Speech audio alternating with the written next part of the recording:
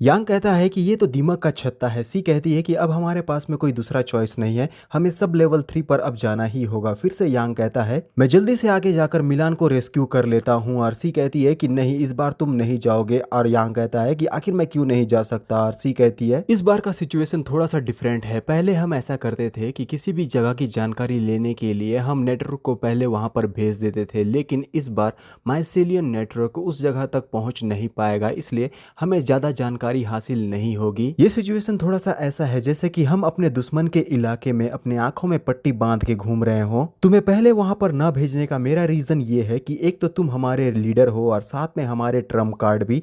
अगर हम अपने एनिमी के कैंप में किसी तरीके से असफल हो जाते हैं तो हमारे पास में कोई भी बैकअप प्लान नहीं होगा। तो इसीलिए इस बार पहले तुम मुझे जाने दो, जैसे ही सही समय आ जाएगा मैं ट्रांसमिट करके तुम्हें सारी जानकारी दे दूंगी। यांग कहता है तो ठीक है, फिर तुम अपना ध्यान रखना, जैसे ही तुम्हें मदद की जरूरत पड़ेगी तो मैं अपने लोगों के साथ में तैयार रहूंगा। सी कहती है कि तुम बिल्कुल भी चिंता मत करो, मैं सारी चीजों को अच्छे से हैंडल कर लूंगी। लेकिन लीडर, सीधे जाने के लिए मैं माइसेलियम स्पिरिट का इस्तेमाल कर रही हूँ, आपको नहीं लगता कि ये थोड़ा सा फ्लैशी हो जाएगा? तो क्या ये जो दीमक है उससे अट्रैक्ट नहीं होंगे? और यांग कहता है कि तुम बिल्कुल भी चिंता मत करो, ये जो दीमक होते हैं ना वो अंधे होते हैं, लेकिन इसके अलावा उनके पास में सेंसर की दूसरी एबिलिटीज भी है। तो मेरे ख्याल से तुम जैसे ही वहां पर जाती हो तो तुम्हें ये सारे कामों को करना चाहिए। यार सीन बदल जाता है जहां एक दीमक सर्च करते हुए आगे की तरफ में बढ़ रहा है और उसके सामने में लाल कलर का कुछ चीज मौजूद है और अपने एंटीना से उस लाल कलर के ऑब्जेक्ट को टच करता है। वो बहुत बुरी तरीके से चौंक जाता है और कहता है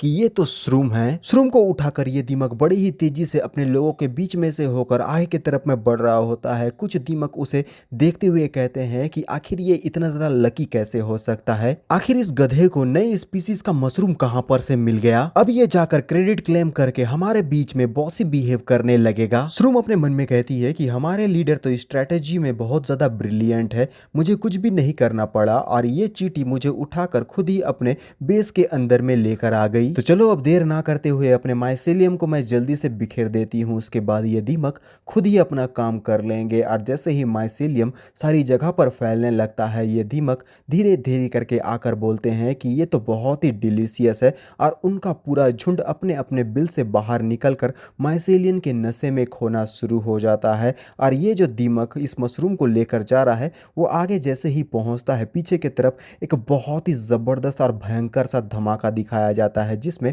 बहुत सारे दीमक जान से मारे जा चुके हैं। और ये श्रूम अपने मन में कहती है अब मुझे थोड़ा थोड़ा समझ में आ रहा है कि आखिर मिलान जब गायब हुई थी तब हमें उसका एक भी सुराग क्यों नहीं मिला। ये दीमक एक जगह पर इस रूम को लेकर आया है जहां पर बहुत बड़े बड़े गड्ढे हैं, मुझे लगता है इस गड्ढे के अंदर में खाना रखा जाता है और ये दीमक इस रूम को इस गड्ढे के अंदर में फेंकने वाला है। लेकिन इस दीमक से अलग दिखने वाले कुछ आंट भी मौजूद है जो कि सोल्जर्स है, एक नॉर्मल सोल्जर्स। जैसा कि मैंने कहा था ये दीमक सीधा जाकर उस रूम को गड्ढे के अंदर में फेंक देता है और कहता है अपने ऑफिसर से कि ऑफिसर ये नई तरह का मशरूम है जो मुझे मिला है, तो मैं चाहता हूं कि आप इसके ऊपर में कड़ी निगरानी रखें।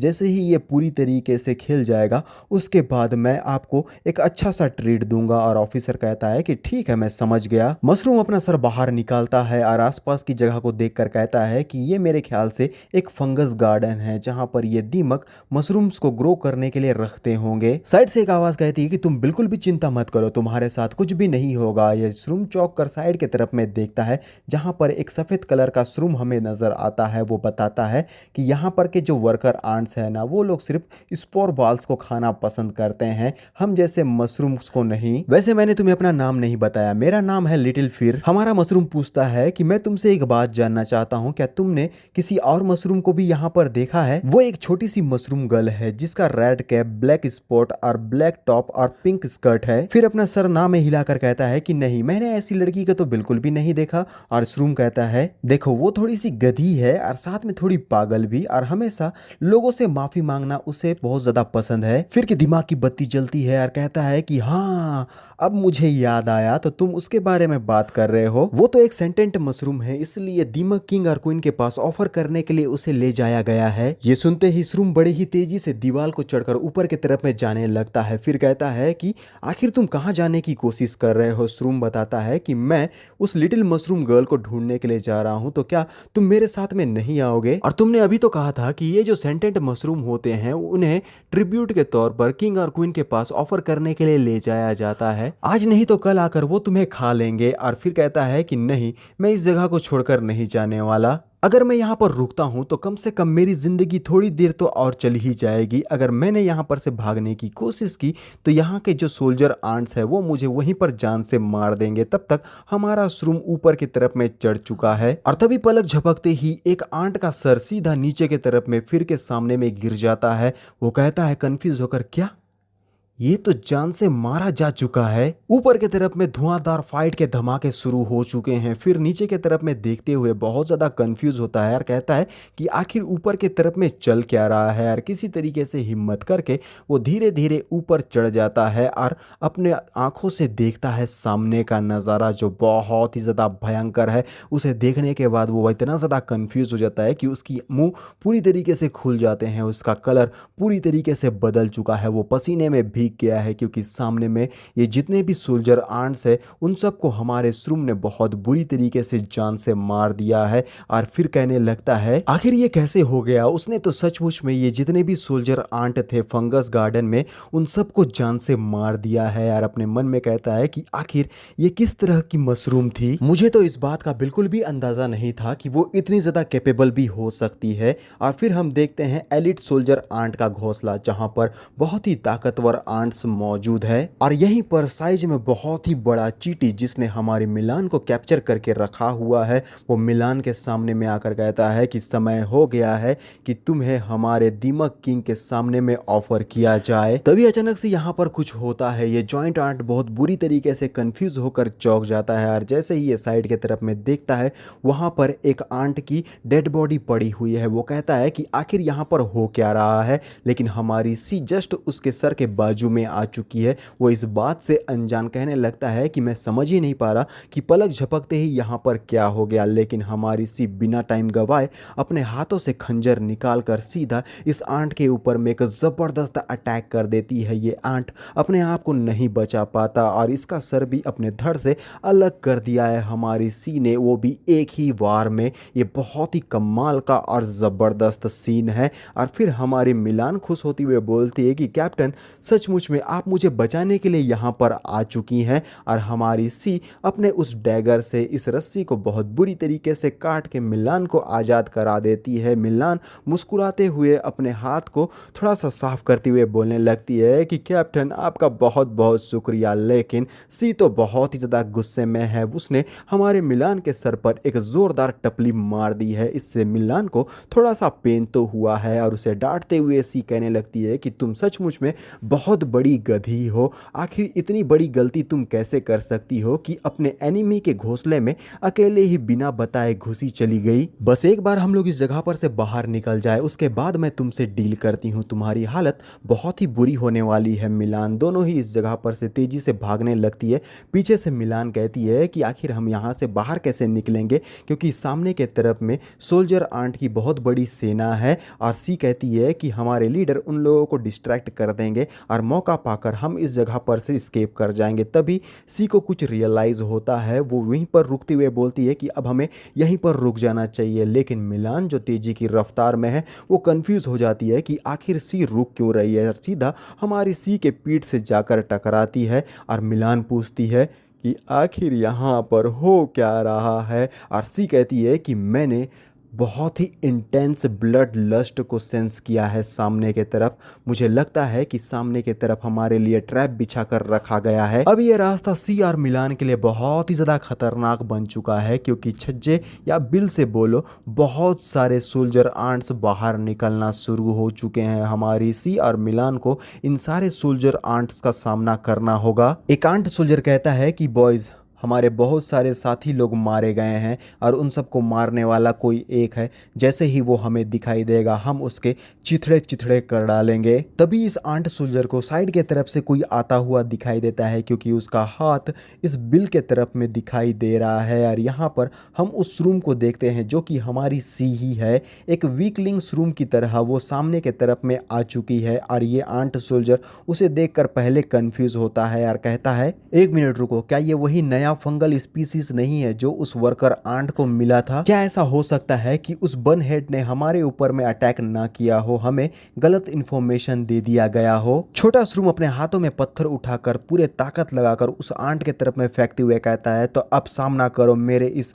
अल्टीमेट सुअर किल फ्लाइंग स्टोन का। पत्थर जाकर सीधा इस आंट के सर पर टकराता है, टकराकर उछलकर दूर चला जाता है, लेकिन इस टकराव से हमारे इस आंट को कोई भी चोट नहीं पहुंचा है। और ये आंट ये देखकर बहुत ज़्यादा कंफ्यूज और शांत है, और वहीं पर हमारा छोटा श्रूम भी कंफ्यूज है कि आखिर उसके इस अटैक का उस आंट के ऊपर असर क्यों नहीं हुआ। लेकिन ये आंट गुस्से में आकर हंसते हुए कहता है तेरे में सचमुच में कुछ तो नर्व आ गया है कि मेरे ऊपर तू पत्थर से अटैक कर रहा है।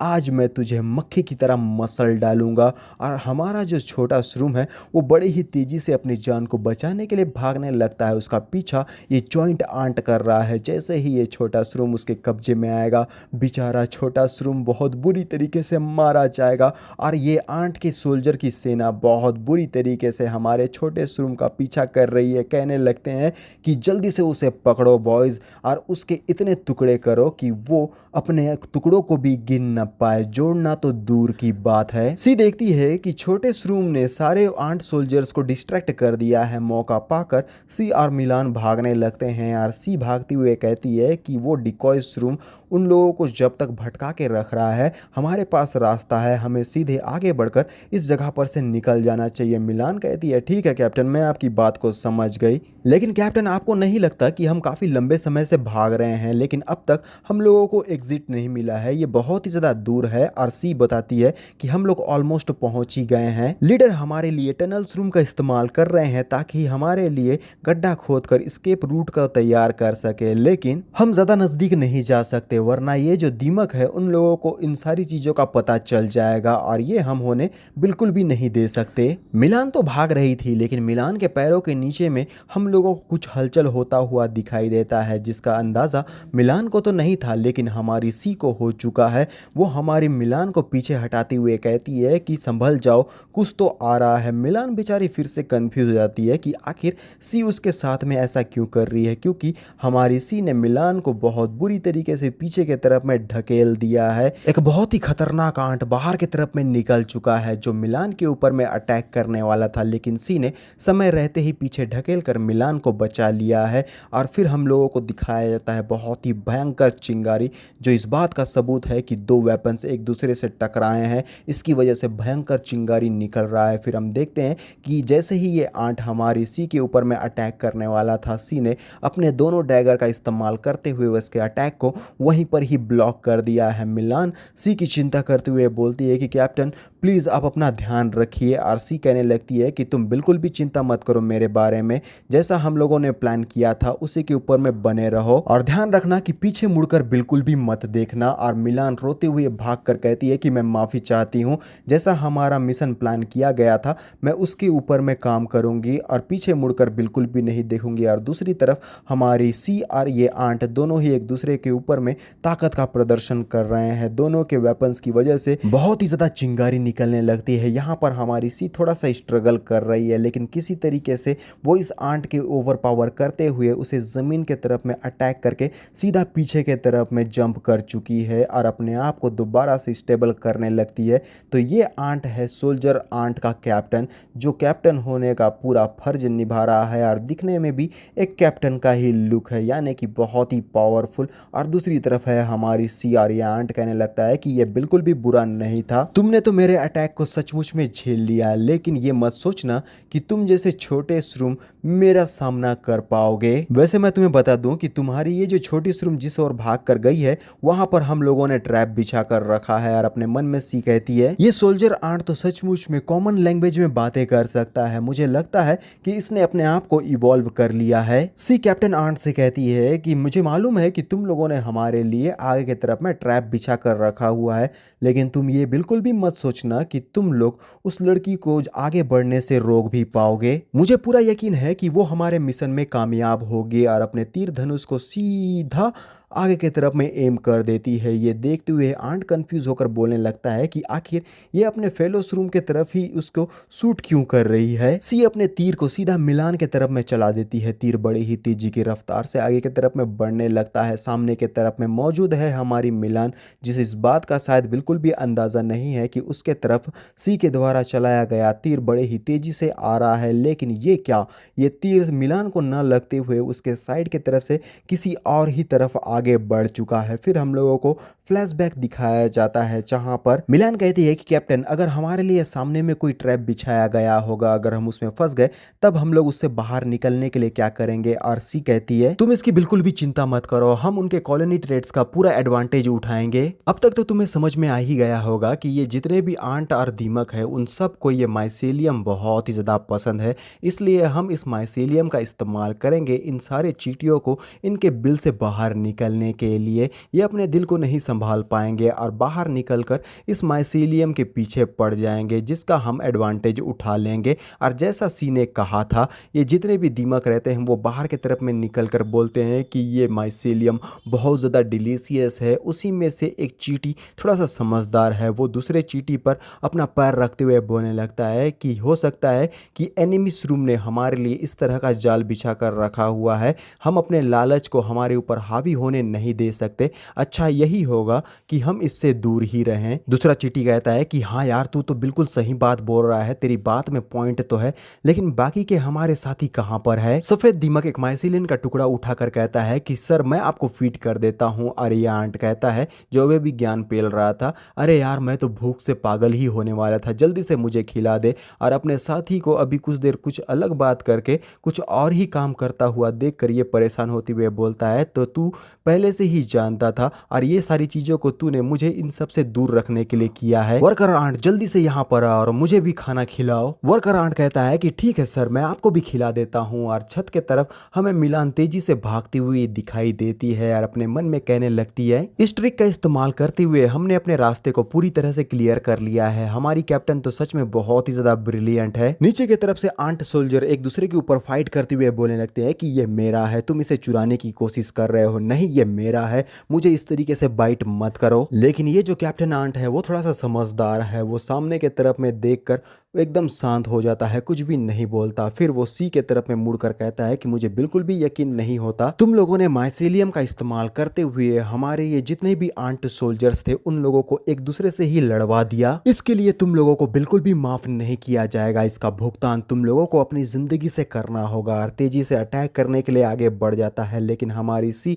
सीधा जंप करते हुए एक एरो इस कैप्टन आंट के तरफ में शूट कर देती है। कैप्टन आंट और ये एरो दोनों ही एक दूसरे के निशाने पर है। एरो जाकर कैप्टन आंट के हेड पर लगता है, लेकिन उसका हेड इतना ज्यादा हार्ड है कि वो सीधा डिफ्लेक्ट हो जाता है। और कैप्टन आंट कहता है कि तुम्हारा जो अटैक है ना, वो मेरे ऊपर में तभी काम करेगा जब तुम छुपकर मेरे आर्मर के बीच में जो गैप है उसके ऊपर अटैक करोगे। आमने सामने की लड़ाई में तुम मुझे स्क्रैच तक नहीं दे सकती। सी तो अपने घुटनों पर आ जाती है, क्योंकि सचमुच में उसके आर्मर को भेदना सी के लिए लगभग नामुमकिन ही है। लेकिन तभी हम देखते हैं कि यहाँ एक माइसेलियन का बहुत ही बड़ा लहर आने लगा है। ये देखते हुए आंट कैप्टन थोड़ा सा कंफ्यूज हो जाता है। कैप्टन आंट कहता है कि आखिर वो डिसअपेयर कहां पर हो गई, लेकिन जो सी है वो कैप्टन आंट के जस्ट पीछे में आ चुकी है, क्योंकि हमारी सी इतने जल्दी हार मानने वालों में से नहीं है। उसने अपने माइसेलियल फ्लैश स्टेप का इस्तेमाल करते हुए उसके नज़रों के सामने से डिसअपेयर हो गई थी।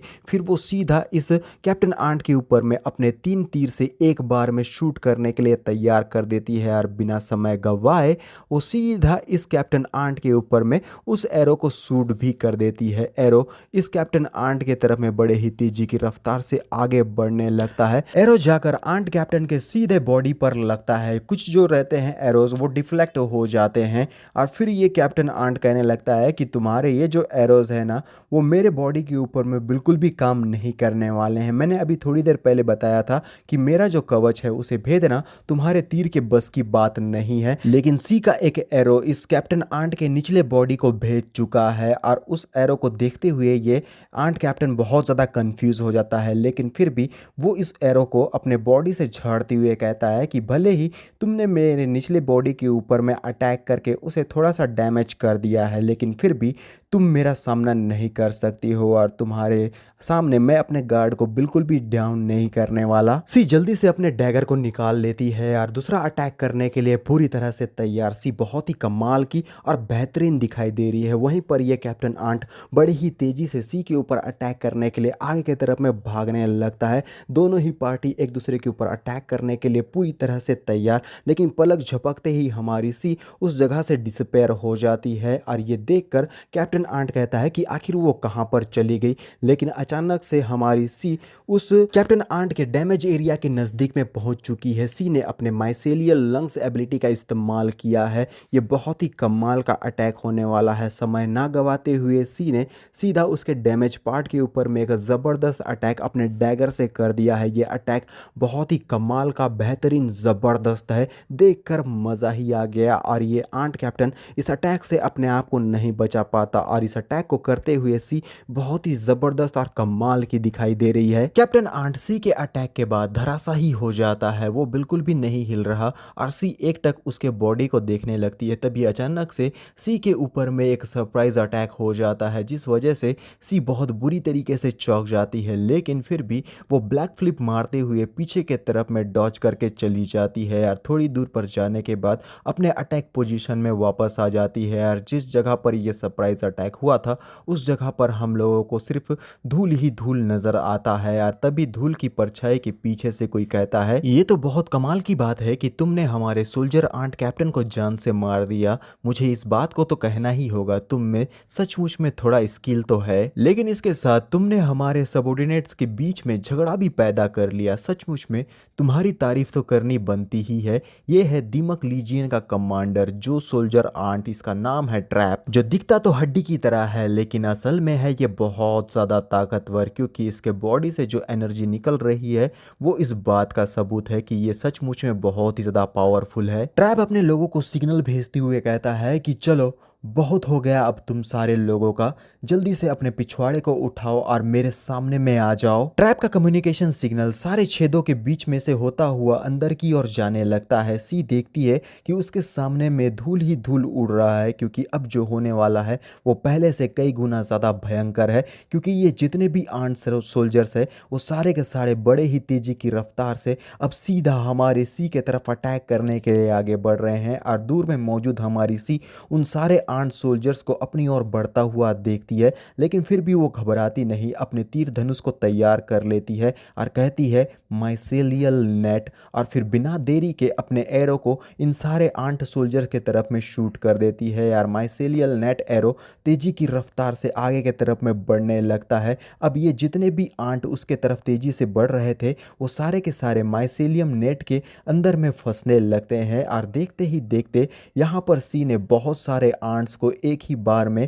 अपने माइसेलियन नेट में फंसा लिया है। इस वजह से ये सारे आर्म्ड्स सी के नज़दीक नहीं पहुंच पाते यार। वहीं पर हमारी सी चुटकी बजाती हुए कहती है इग्नाइट, जिसका मतलब है कि अब इन आर्म्ड सोल्जर को एक बहुत ही बड़े धमाके का सामना करना होगा। लेकिन इससे पहले कि सी चुटकी बजा पाती, ट्रैप अटैक करके सी को उसकी एबिलिटी यूज करने से रोकते हुए कहता है कि ये मत सोचना कि तुम अपने माइसेलियन स्किल का इस्तेमाल मेरे सामने में कर पाओगी, क्योंकि ये मैं बिल्कुल भी होने नहीं दूंगा। लेकिन ट्रैप की अटैक की वजह से सी थोड़ा सा पीछे के तरफ में हट जाती है, क्योंकि अगर वो हटती नहीं तो ट्रैप का ये पावरफुल अटैक सी को लग जाता, जिसकी वजह से सी को बहुत ज्यादा इंजरी हो सकती थी। लेकिन ट्रैप इतने में ही नहीं रुकता, वो अपने मैंडिबल वाइप स्किल को इस्तेमाल करते हुए गोल गोल घूमकर सी के ऊपर में अटैक करने के लिए आगे बढ़ जाता है। और जैसे ही अपने दांत से सी के ऊपर में अटैक करता है, सी भी अपने दोनों डैगर को सामने करते हुए उसके अटैक को वहीं पर ही ब्लॉक कर देती है। दोनों ही वेपन्स एक दूसरे से टकराने की वजह से बहुत ही ज़्यादा चिंगारी निकलती है। ये सीन बहुत ही कमाल का है। लेकिन ट्रैप यहाँ पर सी को बहुत ज़्यादा ओवर पावर करने लगता है, क्योंकि सी का जो पैर है वो ज़मीन पर धंसता चला जा रहा है। लेकिन फिर भी वो समझ गई है कि वो इस तरह से तो ट्रैप का सामना नहीं कर सकती, इसीलिए वो बड़े ही तेजी से ट्रैप के अटैक को हल्का सा डिफ्लेक्ट करके बड़ी ही तेजी से ट्रैप के पीछे में चली जाती है और अपने डैगर से ट्रैप के ऊपर में एक खतरनाक अटैक करने वाली थी। लेकिन ट्रैप उसके अटैक को ब्लॉक करते हुए कहता है कि तुम मेरे आर्मर के बीच में मौजूद गैप के ऊपर में अटैक करने का ट्राई कर रही हो, लेकिन मैं तुम्हें बता दूं कि ये तुम्हारी बहुत बड़ी गलतफहमी है, क्योंकि तुम ये बिल्कुल भी नहीं कर पाओगी, क्योंकि मैं तो तुम्हारी सोच से कई गुना ज्यादा फुर्तीला हूँ जिसका सामना तुम भी नहीं कर सकती। और इसी तरह से वो सी को पीछे के तरफ में ढकेल देता है। सी का हाथ बहुत बुरी तरीके से कांपने लगता है, क्योंकि ट्रैप सी को बहुत ज़्यादा ओवर पावर कर रहा है। सी थोड़ा सा परेशान होकर अपने मन में कहने लगती है, इस आंट के अटैक का इम्पैक्ट इतना ज़्यादा स्ट्रांग था कि मेरे हाथों से मेरा ये ब्लेड छूटने ही वाला था, लेकिन ट्रैप फिर से सी के ऊपर में एक बहुत ही खतरनाक अटैक करने के लिए आगे बढ़ चुका है। और वो जैसे ही अपने हाथों से सी के ऊपर में अटैक करता है, सी अपने दोनों डैगर को सामने करते हुए उसके दोनों हाथों के अटैक को वहीं पर ब्लॉक तो कर देती है, लेकिन सी थोड़ा सा परेशान होकर अपने मन में कहने लगती है कि इसका फोर्स सचमुच में बहुत ही ज़्यादा इनक्रेडिबल है। और सी थोड़ा सा पीछे की तरफ में अब जाने लगती है, और यहाँ पर ये ट्रैप हमारी सी को बहुत बुरी तरीके से ओवर पावर कर रहा है। उन दोनों के वेपन्स एक दूसरे से टकराने की वजह से बहुत ज़्यादा चिंगारी निकल रहे हैं, और वहीं पर ट्रैप कहने लगता है कि तुम अब और ज़्यादा ब्लॉक नहीं कर पाओगी मेरे अटैक को, क्योंकि अब मैं जो अटैक तुम्हारे ऊपर करने वाला हूँ ये मेरा सबसे अल्टीमेट मूव है। ट्रैप ने सी को बहुत बुरी तरीके से ओवर पावर कर लिया है। सी इसके सामने में बहुत बुरी तरीके से स्ट्रगल कर रही है, लेकिन तभी उसे याद आता है कि यांग ने उससे कहा था कि मुझे अभी अभी याद आया है कि दीमकों में एक ऐसी भी प्रजाति होती है जो कि अपने जबड़ों को एक दूसरे से सटा लेती है। और सी पूछती है तो उसके बाद क्या होता है, और यांग कहता है फिर दोनों जबड़े एक दूसरे से टकराती है, जिसकी वजह से बहुत भारी मात्रा में इलास्टिक पोटेंशियल एनर्जी रिलीज होता है। सी तो बहुत बुरी तरीके से घबरा जाती है, क्योंकि अब यह ट्रैप इसी तरह के एबिलिटी का इस्तेमाल कर रहा है जहां पर वो अपने दोनों जबड़ों को एक दूसरे से सटाकर इलास्टिक पोटेंशियल एनर्जी को रिलीज करने लगता है, और बिना समय गवाए सी के ऊपर में सीधा जाकर अटैक करता है। सी अपने डैगर से उसके अटैक को ब्लॉक करने की कोशिश करती है, लेकिन सी का दोनों ही डैगर बहुत बुरी तरीके से चकनाचूर हो जाता है, और ट्रैप का अटैक सीधा सी के सीने में जा लगा है। उसके पीछे में जो इम्पैक्ट दिख रहा है वो बहुत ही कमाल का और ज़बरदस्त है, और सी इस अटैक से अपने आप को नहीं बचा पाई। और यहाँ पर ट्रैप ने अपने ट्रैप जो स्मैश से सी के ऊपर में भारी भरकम अटैक कर दिया है, जिस वजह से अब सी अब बहुत बुरी तरीके से पीछे के तरफ में जाने लगती है। वो पहले एक दीवार से टकराती है, दीवार बहुत बुरी तरह से चकनाचूर होकर टूट जाता है, और उसमें एक बड़ा सा होल भी बन चुका है। और इसी तरह से बहुत सारे दीवार को ब्रेक करते हुए सी पीछे के तरफ में जाती है। सी का हालत सचमुच में अब बद से बदतर हो चुका है। ट्रैप सी के ऊपर में जो स्मैश अटैक करने के बाद जमीन के ऊपर में लैंड करता है। सी की हालत तो बहुत ज़्यादा खराब हो चुकी है, लेकिन इन सारे बीच में जो ये धुआंधार धूल फैला हुआ है उसे चीरता हुआ एक तीर बड़े ही तेजी से ट्रैप के तरफ में आगे बढ़ता है, और सीधा ट्रैप के सर पर जा लगता है, लेकिन उस पर कोई भी असर नहीं होता। तीर डिफ्लेक्ट होकर सीधा दूर पर जाकर गिरता है, और ट्रैप कहता है कि आखिर मुझे तुम्हें कितनी बार ये बताना होगा कि ये सारी चीज़ें मेरे ऊपर में बिल्कुल भी काम नहीं करने वाली, तुम्हें इतनी सी बात समझ में नहीं आती। तुम्हारा ये तीर मेरे आर्मर को बिल्कुल भी ब्रेक नहीं कर पाएगा, तुम्हारा ये सारा का सारा अटैक मेरे सामने में बिल्कुल ही यूजलेस है। जो इस मैच से अटैक को झेलने के बाद सी की हालत तो सचमुच में बहुत ज़्यादा खराब हो गई है, लेकिन फिर भी वो हार नहीं मान रही। वो अपने तीर धनुष को तैयार करके ट्रैप के ऊपर में दोबारा से अटैक करने के लिए तैयार है, लेकिन सी का बॉडी बहुत बुरी तरीके से कांप रहा है। ट्रैप कहता है कि तुम इतनी बुरी तरह से इंजर्ड हो चुकी हो, लेकिन फिर भी मरते दम तक मुझसे फाइट करना चाहती हो, इसलिए अब तुम्हारे प्रति मेरे अंदर में बहुत ज़्यादा रिस्पेक्ट आ चुका है। लेकिन दुश्मन तो दुश्मन ही होता है, इसलिए मैं तुम्हारी बॉडी को चिथड़ों में फाड़ने वाला हूँ और उसे मैं हमारी क्वीन को सर्व करूंगा। तो जाओ मेरे साथियों, जाकर इसका यहीं पर खात्मा कर दो। और ये जितने भी दीमक है वो बड़ी ही तेजी से सी के ऊपर अटैक करने के लिए अपने पैरों पर चलते हुए आगे की तरफ में बढ़ जाते हैं, और ये दीमक हमारे सी के एकदम नज़दीक में पहुंच चुका है। सी भी एकटक इस दीमक को देख रही है, लेकिन उसके होठ पर से जो खून बह रहा है उस पर एक स्माइल आ चुकी है, क्योंकि नेटवर्क दोबारा से रिकनेक्ट हो चुका है। ऊपर की तरफ से भारी भरकम एक चीज इस दीमक के ऊपर में गिरने के लिए उसके नज़दीक में पहुंच चुका है, और ये है हमारा श्रूम गार्ड जो कि सीधा इस दिमाग के ऊपर में गिर चुका है और इस दिमाग का यहीं पर खात्मा हो गया है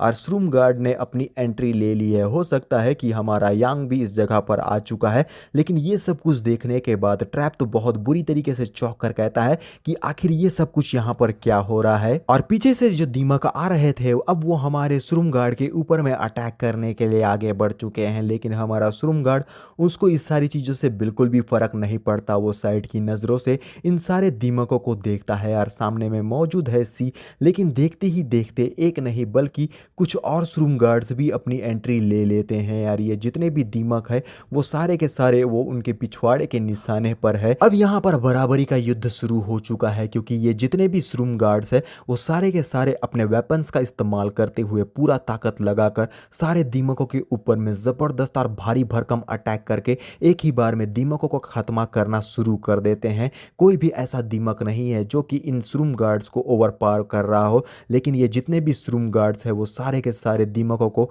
बहुत बुरी तरीके से जान से मारने लगते हैं। ट्रैप बहुत बुरी तरीके से परेशान होकर अपने मन में कहता है ये सब कुछ इम्पॉसिबल है। मैंने खुद अपने हाथों से इस माइसीलियम नेटवर्क को कट किया था और साथ ही ये पैरामीटर सोल्जर आंट ने मुझे इसके बारे में क्यों वार्निंग नहीं दिया कि ये श्रूम इस जगह पर आ रहे हैं। आखिर ये श्रूम रीइंफोर्समेंट इस जगह पर एंटर कैसे कर पाया। माइसीलियम सिस्टम कहता है कि नेटवर्क कम्युनिकेशन दोबारा से रिस्टोर कर दिया गया है। सी का जो इंजरी है अब वो हील होने लगता है और सी कहती है कि बॉस क्या आप भी यहाँ पर आए हुए हैं। यांग जिसने अपना पुराना रूप लिया है वो कहता है कि नहीं, मैं अभी तुम लोगों के पास में नहीं हूँ। ये जितने भी पैरामीटर आंट्स है उन सब का मैं खात्मा कर रहा हूँ, लेकिन तुम्हारा बहुत बहुत शुक्रिया। तुम्हारी हार्ड वर्क की वजह से मिलान एस्केप करने में कामयाब हो पाई। एक दूसरे से डिस्कनेक्ट होने के बावजूद भी हम लोगों को अपने दुश्मन के बारे में बहुत सारी खुफिया जानकारी मिल पाई। इन दिमागों के हैवी आर्मर का सामना करने के लिए मैंने फायर हैमर को कुछ वेपन्स के बैच तैयार करने के लिए बोले थे, यहाँ तक कि मैंने अपने माइसीलियल नेटवर्क्स भी उसके अंदर में डाले हैं। इन मोब्स का खात्मा करने के बाद जो एक्सपीरियंस मुझे मिला है वो मैं तुम लोगों के साथ में शेयर कर रहा हूँ। तुम लोगों के पास जो कुछ भी है उसके साथ उसे कंबाइन कर लो, तुम लोगों का लेवल अप हो जाएगा।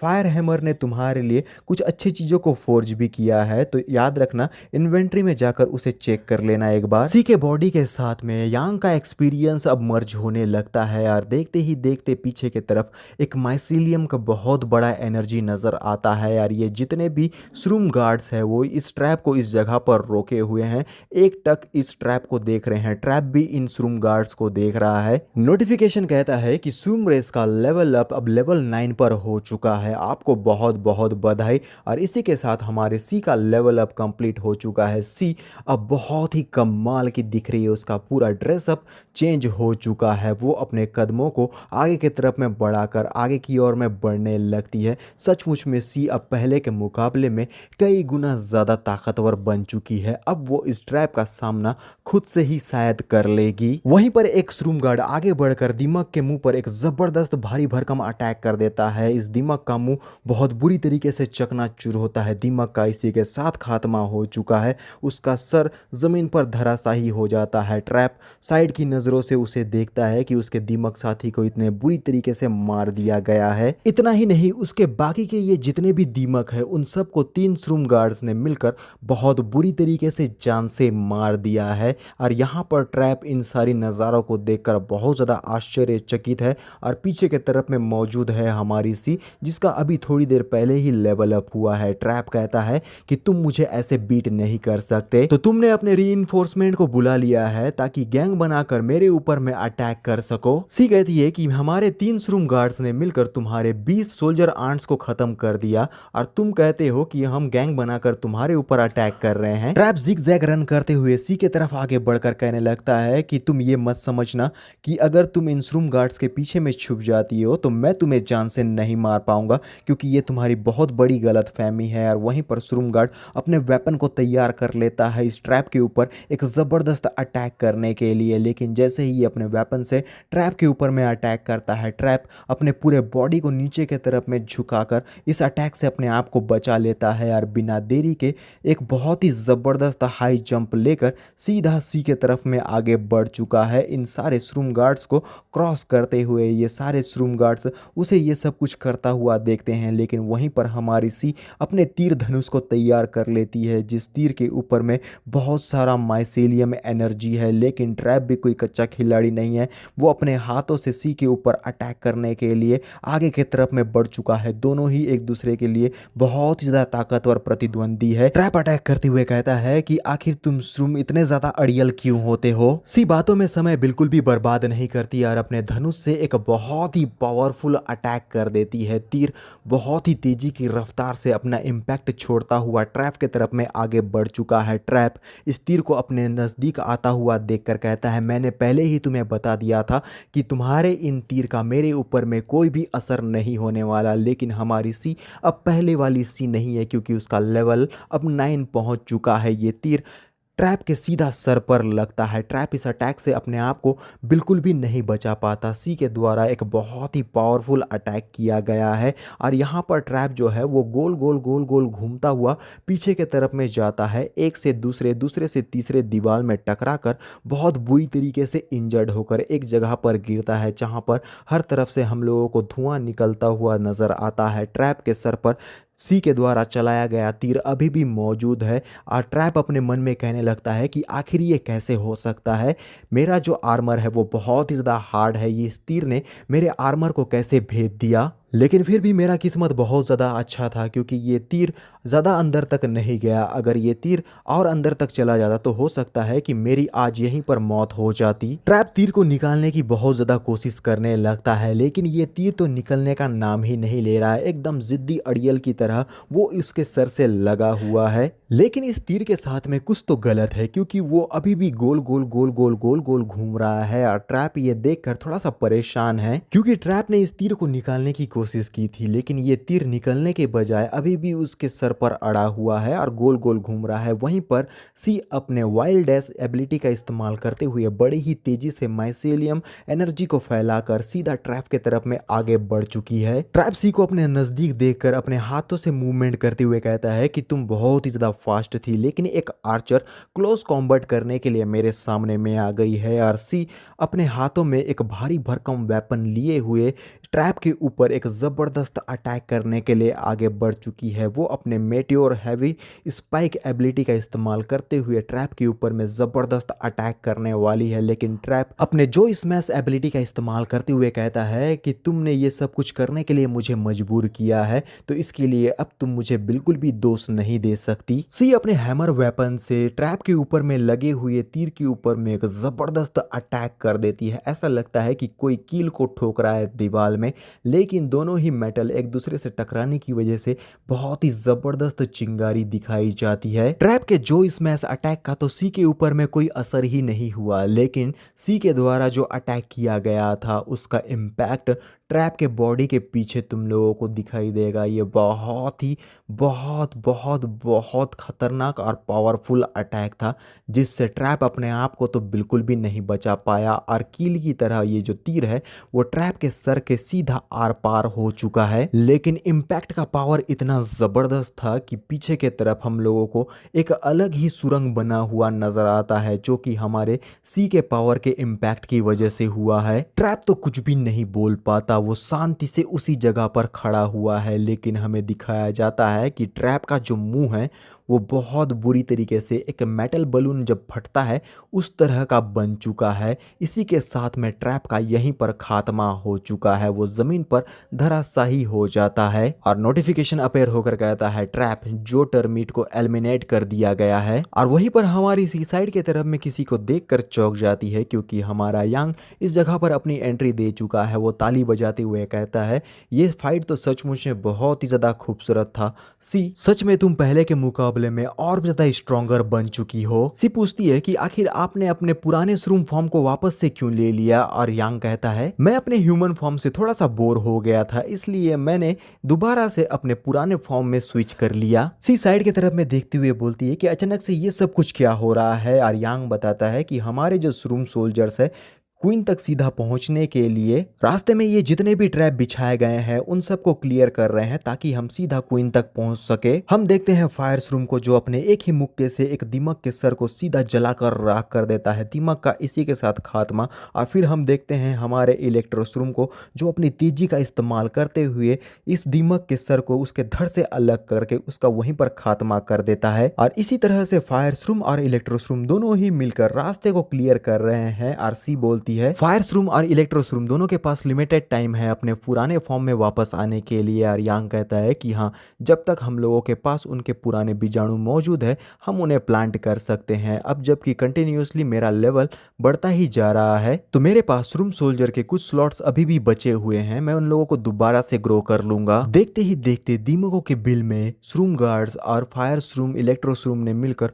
बहुत बुरी तरीके से तबाही मचा दी है। जितने भी दीमक उनके सामने में आ रहे हैं उन सब का खात्मा कर दिया है। यांग आगे बढ़ते हुए कहता है, मैंने अभी अभी सामने के तरफ इंटेंस ब्लड लस्ट को सेंस किया है। सामने अंधकार से एक आवाज कहती है कि बस तुम्हारा रास्ता यहीं पर खत्म होता है, तुम लोग बस इतने ही दूर तक आ सकते थे, इससे आगे तुम नहीं बढ़ सकते।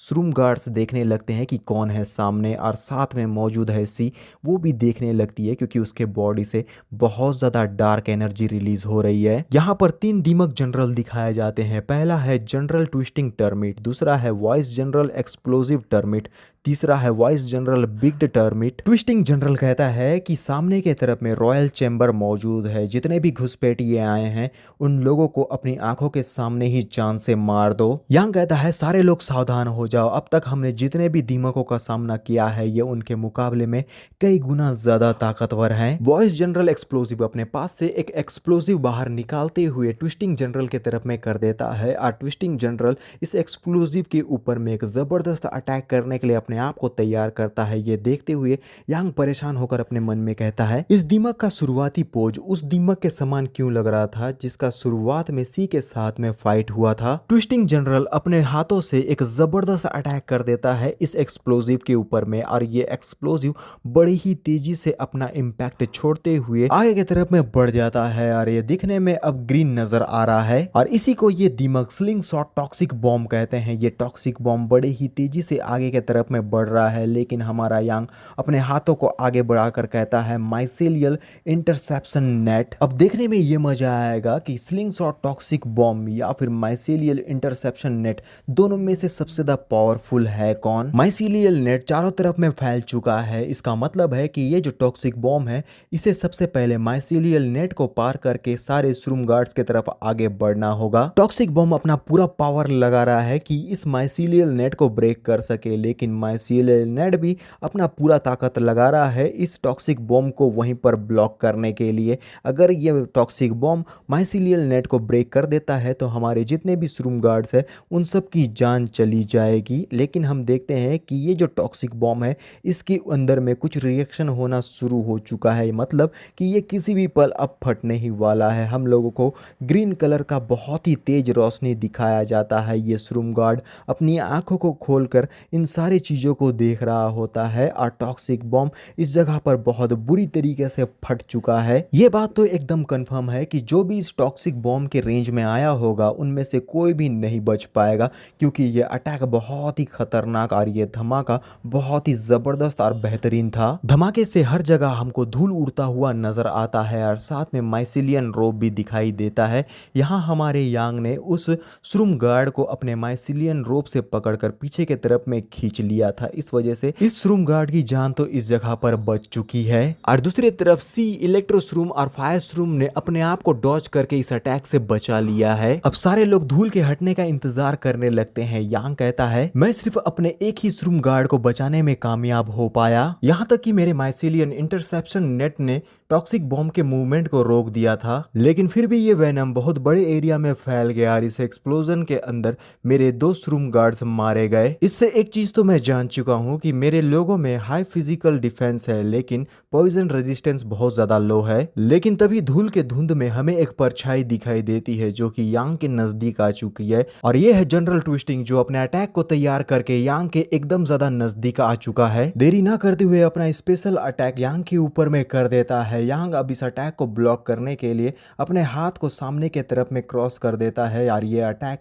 हमारे यांग के बहुत ही ज़्यादा नज़दीक पहुंच चुका है। और जैसे ही ये अटैक यांग के ऊपर में पड़ता है, हम लोगों को बहुत ही ज़बरदस्त और बेहतरीन धमाका दिखाया जाता है। ये अटैक सचमुच में बहुत ही ज़्यादा पावरफुल था और ये बंदा कहने लगता है कि एक को तो मैंने ख़त्म कर दिया, अब बारी है दूसरों की। जनरल ट्विस्ट ने यांग के ऊपर एक बेहतरीन अटैक तो किया था, लेकिन ये अटैक इससे पहले यांग को लग पाता किसी ने आकर अपने हाथों से उसके अटैक को वहीं पर ही रोक दिया है। तो ये सारी चीजों को करने वाला बंदा कोई और नहीं है बल्कि ये है हमारा ब्लैक स्मिथ फायर हैमर, जिसने अपने एक हाथ से जनरल ट्विस्ट के अटैक को रोक दिया है। जनरल ट्विस्ट कहता है कि पता नहीं ये बंदा कहां पर से आ गया और मेरे स्नैप अटैक को अपने एक हाथ से रोक दिया, मुझे बताओ कि आखिर तुम हो कौन। फायर हैमर शांत आवाज में कहता है कि मैं तो बस एक ब्लैक स्मिथ हूँ। बॉस, आप क्वीन के चैम्बर की तरफ सीधा आगे बढ़िए और इस जगह को हम लोगों के ऊपर छोड़ दीजिए। यहाँ पर जो कुछ भी सिचुएशन है सब कुछ हम हैंडल कर लेंगे। यांग थम्स अप दिखाकर कहता है कि ठीक है, मुझे तुम लोगों के ऊपर पूरा भरोसा है कि तुम सब चीज हैंडल कर लोगे, मैं आगे बढ़ता हूँ। और पलक झपकते ही यांग इस जगह पर से डिसअपेयर हो जाता है और इस जनरल ट्विस्ट को पार करके सीधा क्वीन के चैम्बर की तरफ तेजी से बढ़ चुका है। फिर जनरल ट्विस्ट कहता है कि तुम्हारे कहने का मतलब यह है कि वो बोना सा मशरूम तुम लोगों का बॉस है, क्या तुम लोग मेरे साथ में कोई मजाक कर रहे हो। फायर हैमर जनरल ट्विस्ट को गुस्से में देखकर कहता है कि अपने जबान पर लगाम लगा, वरना मैं तेरे बॉडी के ऊपर में जो ये सेल तूने पहना हुआ है उसे उधेड़ कर एक शील्ड बना लूंगा। और दूसरी तरफ यांग तेजी से भागते हुए कहता है कि सी और फायर हैमर, इस जगह को मैं तुम लोगों के ऊपर में सौंप रहा हूं और सीधा क्वीन के चैम्बर की तरफ आगे बढ़ रहा हूं। मुझे पूरा यकीन है कि तुम लोग सब कुछ हैंडल कर लोगे। और सी कहती है कि ठीक है बॉस, हम आपकी बात को समझ गए हैं। जनरल ट्विस्ट और फायर हैमर के बीच में घमासान युद्ध शुरू हो चुका है। जनरल ट्विस्ट ने अपना पावरफुल अटैक फायर हैमर के ऊपर में कर लिया है, लेकिन फायर हैमर भी अपने हाथ को आगे करके उसके अटैक को रोक देता है और अपने उसी हाथ से जनरल ट्विस्ट के बॉडी पर पावरफुल मुक्का जड़ देता है। उसकी सनसनाहट उसके बॉडी में साफ साफ दिखाई दे रही है। साथ ही जनरल ट्विस्ट का जो बॉडी जिस जगह पर फायर हैमर ने अटैक किया था बहुत ही गहरा डैमेज दे दिया है। जनरल ट्विस्ट अपने इंजरी को देखते हुए मन में कहता है कि ये लोग स्पेशली मेरे आर्मर के सबसे वीक पॉइंट के ऊपर में टारगेट करके अटैक कर रहे हैं। तो क्या ये श्रूम भी हम दीमकों की तरह सिंक्रोनाइज कॉम्बैट डाटा को एक दूसरे के साथ में शेयर कर रहे हैं। फायर हैमर 2 बार जंप करते हुए पीछे चला जाता है और अपने मन में कहता है कि ये बंदा बहुत बड़ा अनाड़ी है, क्योंकि जब भी ये कोई अटैक लॉन्च करता है तो कुछ देर के लिए फ्रीज हो जाता है और एक बहुत ही आसान टारगेट बन जाता है। लेकिन तभी यहाँ पर एक लिक्विड जैसा चीज बड़े ही तेजी से आगे के तरफ में बढ़ता है और वो फायर हैमर के पैरों पर जा लगता है, जिस वजह से फायर हैमर अपने पैरों को नहीं हिला पाता और वो समझ जाता है कि ये कोई मामूली चीज नहीं है बल्कि ये एक ग्लू है। फायर हैमर ढूंढने लगता है कि कौन है वो जो कि इस तरह के अटैक को कर रहा है और उसकी नजरों के सामने में इस ग्लू को अटैक करने वाला दीमक आ चुका है। तो इस जनरल का जो मुंह है ना वो स्ट्रॉ की तरह है, तो एक कैनन के जैसा वो अपने मुंह से ही ग्लू को थूकता है। अब जबकि जनरल ग्लू ने हमारे फायर हैमर को एक ही जगह पर जमा दिया है तो मौका मिल गया है जनरल ट्विस्ट को अटैक करने का और वो अपने अटैक को तैयार करके तेजी से फायर हैमर के ऊपर अटैक करने के लिए आगे बढ़कर कहने लगता है कि आखिर तेरा ध्यान किधर है, क्योंकि तेरे ऊपर जो भारी भरकम अटैक करने वाला है वो तो इधर है। फायर हैमर परेशान होकर जनरल ट्विस्ट की तरफ में मुड़ते हुए कहता है कि ऐसा नहीं होना चाहिए था, मैंने अपने गार्ड को डाउन कर लिया, जो बिल्कुल भी ठीक बात नहीं है। अब मेरे पास डॉज करने के लिए बिल्कुल भी समय नहीं बचा। और वहीं पर जनरल ट्विस्ट फायर हैमर के ऊपर आकर अटैक कर देता है, जिसका धमाका बहुत ही कमाल का था और फायर हैमर इस अटैक से अपने आप को नहीं बचा पाया है। जनरल ग्लू ये सारे नजारों को देखने लगता है, क्योंकि जैसा प्लान किया गया था इनका प्लान कामयाब हो चुका है। साथ ही जनरल ग्लू ने सी को कैप्चर कर लिया है। वो पीछे मुड़कर सी को देखते हुए कहता है, लगता है कि तुम श्रूम्स अपने से कमजोर लोगों को बुली करना ही जानते हो। जब हाई लेवल का फाइट होता है तो उस समय तुम्हारा असली रंग दिखाई देता है। तुम लोगों का वो पिद्दी बॉस तुमको मरने के लिए इस जगह पर छोड़कर गया है। जनरल ग्लू के इतने सारे ताने सुनने के बावजूद भी सी एकदम शांत रहती है, लेकिन जो ज्यादा शांत होता है वो सबसे ज्यादा तबाही मचाता है। ग्लू के ऊपर में सी ने मशरूम्स को उगा दिया है, जिस वजह से अब ये जो ग्लू है वो धीरे धीरे करके ढीला पड़ता जा रहा है या फिर हटने लगा है। ये देखते हुए जनरल ग्लू चौंक कर कहता है, एक मिनट रुको, क्या ये तुम्हारा मशरूम माइसीलियम मेरे ग्लू को ब्रेक कर रहा है? तेजी से सी के ऊपर में वापस ग्लू को थूकते हुए कहता है कि इसके बारे में बिल्कुल भी मत सोचना कि तुम यहाँ पर से स्केप करके आगे बढ़ पाओगी, क्योंकि मैं ऐसा होने बिल्कुल भी नहीं देने वाला। लेकिन सी ने अपने आप को इस ग्लू से आजाद करा लिया है। वो बड़े ही तेजी से अपने हाथों में तीर को लिए हुए जनरल ग्लू के तरफ आगे बढ़ती हुई कहती है कि तुम्हारा ये जो ग्लू है ना, वो एक ऑर्गेनिक मैटर से बना हुआ है और ये हमारे फंगस का एक फेवरेट फूड होता है। मेरे पास तीर को चलाने के लिए धनुष निकालने का बिल्कुल भी समय नहीं है, इसीलिए मैं ऐसे ही इस तीर को फेंक रही हूं और अपना पूरा ताकत लगाकर तीर को जनरल ग्लू के द्वारा फेंके गए ग्लू बॉम्ब के तरफ में फेंक देती है। ग्लू बॉम्ब और एरो दोनों ही एक दूसरे के आमने सामने में आ चुके हैं और एक बहुत ही बेहतरीन धमाका। जनरल ग्लू अपने मन में कहता है कि उसके तीर ने मेरे ग्लू बॉम्ब के चिथड़े उड़ा दिए। अटैक से अपने आप को बचाते हुए जनरल ग्लू मन में कहता है कि ये सैटर्ड ग्लू माइसीलियम नेट के साथ में चिपक चुका है, इसी के साथ ये एक स्टिकी ट्रैप बन चुका है। आखिर किसने सोचा था कि ये लड़की मेरे ही स्किल को मेरे ही अगेंस्ट में इस्तेमाल करेगी? तो ये है माइसीलियल लंग जो अब चारों तरफ में फैल गया है और मौका पाकर सी अपने हैमर से जनरल ग्लू के ऊपर अटैक करते हुए कहती है, अच्छा तो तुम अपने खुद की स्किल से ही इम्यून नहीं हो। सिचुएशन को अपने अगेंस्ट देखते हुए जनरल ग्लू कहता है कि ये बिल्कुल भी ठीक नहीं हुआ। और वहीं दूसरी तरफ किसी ने अपने गदा से एक बहुत ही भारी भरकम और डिस्ट्रक्टिव अटैक कर दिया है। तो ये है श्रुमगार्ड जिसकी जान को यांग ने बचाया था। ये अब जनरल एक्सप्लोजन के ऊपर में अटैक कर रहा है। जनरल एक्सप्लोजन इस अटैक से अपने आप को डॉज करके बचा लेता है। सी बताती है कि सारे श्रुम्स मेरी बात को गौर से सुनो, ये जितने भी दीमक यहाँ आए हैं ना, वो अपने खुद की एबिलिटी से बिल्कुल भी इम्यून नहीं है। अगर ये जनरल एक्सप्लोजन कोई बॉम्ब को फेंकता है तो उस धमाके से वो अपने आप को भी उड़ा सकता है। तो तुम्हारे लिए अच्छा यही होगा कि इसके साथ में तुम लोग सिर्फ क्लोज कॉम्बैट करो। सारी बातों को समझने के बाद इलेक्ट्रोश्रूम कहता है ज़, ज़, और वहीं पर फायर श्रूम कहता है कि बूम बूम। मतलब इलेक्ट्रोश्रूम और फायर श्रूम दोनों ही बात को बहुत ही अच्छे तरह से समझ चुके हैं। फायर श्रूम इलेक्ट्रोश्रूम दोनों ही अलग अलग डायरेक्शन के तरफ में बड़े ही तेजी से भागना शुरू कर देते हैं। फायर श्रूम अपने आग को फैलाते हुए एक गोला बनाने लगता है, वहीं पर हमारा इलेक्ट्रोश्रूम ऊपर के तरफ में जंप करके किसी प्रकार के एक नेट को तैयार करने लगता है, जहां पर ये एक केज के समान है। जनरल एक्सप्लोजन देखने लगता है कि इलेक्ट्रोश्रूम ने उसे इलेक्ट्रिक केज में कैद कर लिया है। अपने मन में कहता है, इस रूम ने तो ऊपर की तरफ से एक इलेक्ट्रिक का जाला बना लिया है अपने माइसीलियम नेट का इस्तेमाल करते हुए, और दूसरी तरफ इस फायर रूम ने अपने फायर का इस्तेमाल करते हुए एक फायर वॉल बना लिया है, जिस वजह से मेरा कॉम्बैट जोन बहुत ज्यादा रिस्ट्रिक्टेड हो चुका है। ये सब लोग मिलकर मुझे फोर्स कर रहे हैं कम स्पेस में फाइट करने के लिए, और दूसरी तरफ श्रूमगार्ड अपने गदा को लेकर तैयार है द्वंद के लिए। जनरल एक्सप्लोजन कहता है कि सचमुच में ये श्रूम तो स्ट्रेटेजी के साथ में फाइट करते हैं। जनरल ट्विस्ट की तरफ दिखाया जाता है कि वो बहुत ज्यादा परेशान हो चुका है, क्योंकि ये जो श्रूम्स है वो बहुत बुरी तरह से स्ट्रेटेजी लगाकर इनके अगेंस्ट में फाइट कर रहे हैं, और फायर हैमर के ऊपर जो ये अटैक किया था वो उस अटैक से फायर हैमर ने अपने आप को बचा लिया था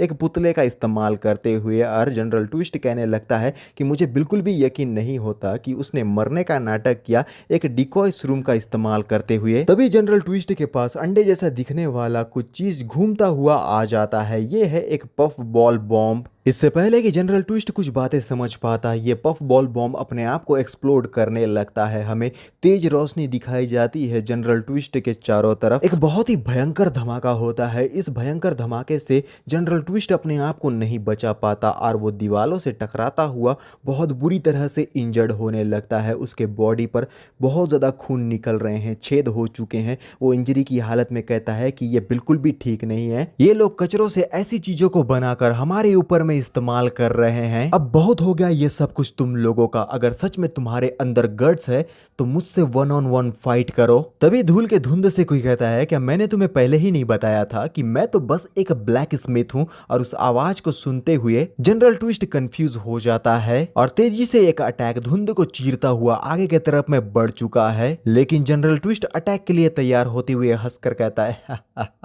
फाइनली तुम्हारा अब ये ट्रिक खत्म हो गया। अब हम लोग एक असली क्लोज कॉम्बैट कर सकते हैं। तो चलो अब मेरे इस पावरफुल अटैक का सामना करके दिखाओ। लेकिन यहाँ पर कैनन जैसा दिखने वाला किसी चीज ने अटैक कर दिया है, जिस वजह से जनरल ट्विस्ट का हाथ बहुत बुरी तरीके से ब्लास्ट हो गया है। एक तो वो अपना पूरा ताकत लगाकर अपने सामने वाले अपोनेंट के ऊपर में अटैक करने वाला था, और साथ ही में इस कैनन के अटैक की वजह से दोनों का इम्पैक्ट बहुत ही ज़बरदस्त हुआ है। इस वजह से असर कैनन के ऊपर में तो नहीं बल्कि जनरल ट्विस्ट के ऊपर में बहुत बुरी तरह से हो चुका है। जनरल ट्विस्ट का हाथ डिस्ट्रॉय हो गया। वो और भी ज़्यादा कंफ्यूज होकर कहने लगता है, क्या तुम इसे क्लोज कॉम्बैट कहते हो? आखिर ये किस तरह का क्लोज कॉम्बैट है? इस जगह पर सच में बहुत ही बड़ा मजाक हो गया है। तुम लोग इस तोप की नली को अगर देखोगे ना तो ये कम से कम 30 मीटर लंबा होगा। ये जो तोप का फोटो है ना, दरअसल वो 3 फोटो में डिवाइडेड था। मैंने सिर्फ 2 ही फोटो अपलोड किया है, और इस तोप का नाम है रेड अम्ब्रेला श्रूम कैनन, जो कि हमारे ब्लैक स्मिथ फायर हैमर ने अपने हाथों से बनाया है।